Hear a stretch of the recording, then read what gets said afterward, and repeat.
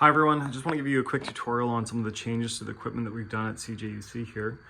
We received a grant for a bunch of funding, and one of the big things that we did with some of that funding is replace some hardware at the station.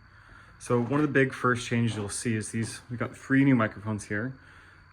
These are industry standard microphones. They're called Electro-Voice RE20s. So top of the line, industry standard stuff here. And there's 3 of them now. There used to be only have 2 mics, so we got 3. One here, so this is called the host mic. This would be the co-host mic, or mic 2. And this is co-host mic 2, also known as mic 3. So yeah, if you want to use those mics, you're probably familiar with the board here. We have them labeled mic 1, mic 2, mic 3. So mic 1, mic 2, mic 3. And if you want to record or go on air, you would hit that on button and then fade that volume slider up.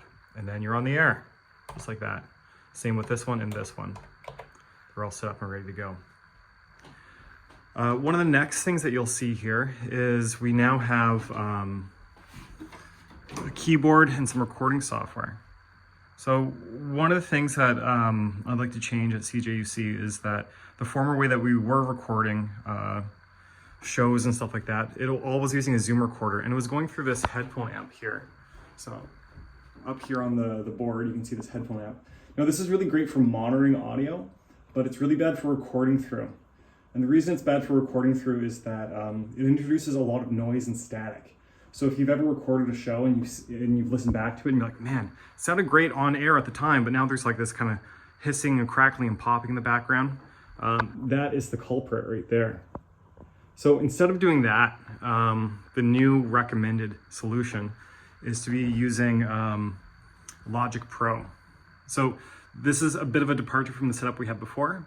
Previously we had a Linux computer in here, and now we have a new Mac, an Apple running Logic Pro. And Logic Pro, if you've used, what is it called? Audacity before, it's like an advanced version of Audacity with like a bunch of new software and features and tools, and it's just like, it's industry standard software. It's what a lot of music producers use, and it's just fantastic. It can do like everything you want it to do. So in order to get stuff into Logic, we have to use this guy over here. So this one, this big red box, this is called an audio interface. And you can see there's a bunch of different channels on here, inputs and outputs. And we have everything routed into lines 3. You can see 3, I'm tapping on mic 1. Lines 3 for mic 1, lines 4 for mic 2, and lines 5 for mic 3. Well, that's a little bit confusing. And then you can see these 2 here, lighting up the end, channels 7 and 8. What that is that's capturing the radio feed right from the station. So this is what's being broadcast out on air right now. And that's all pre-configured to go into the audio interface so that you can record in Logic.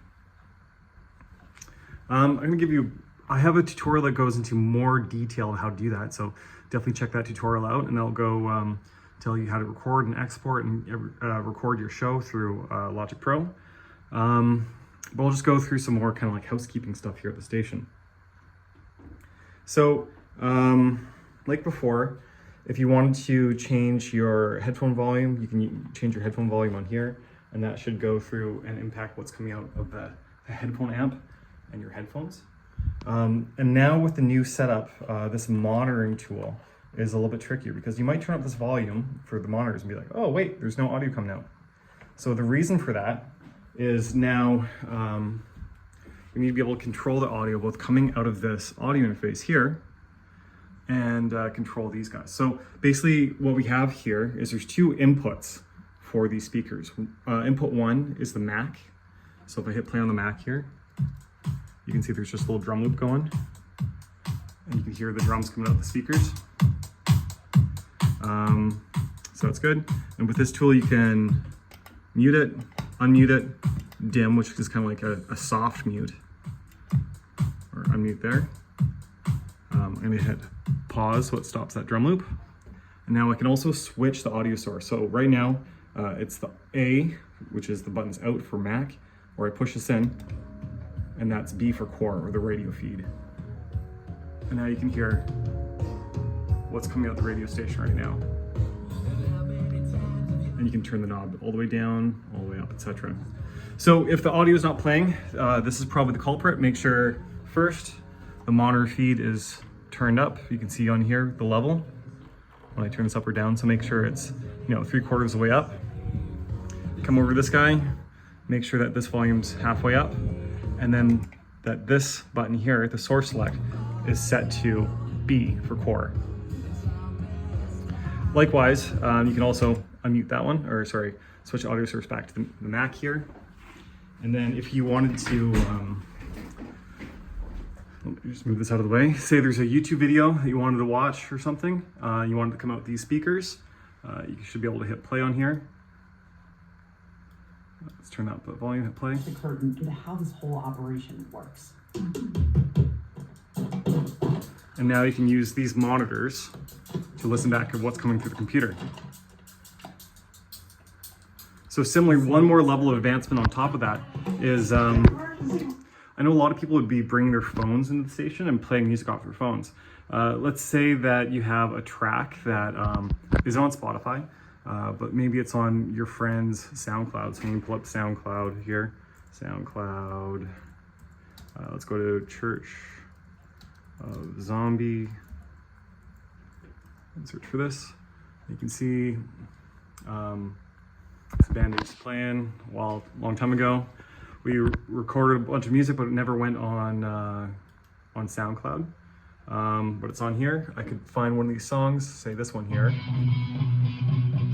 play it back, or have it queued up. And say I want this song here, this music that's coming out of the computer, to go out onto the radio station. We can now do that. So back to here, I'm gonna hit play, so the song's playing. And you can see on the control,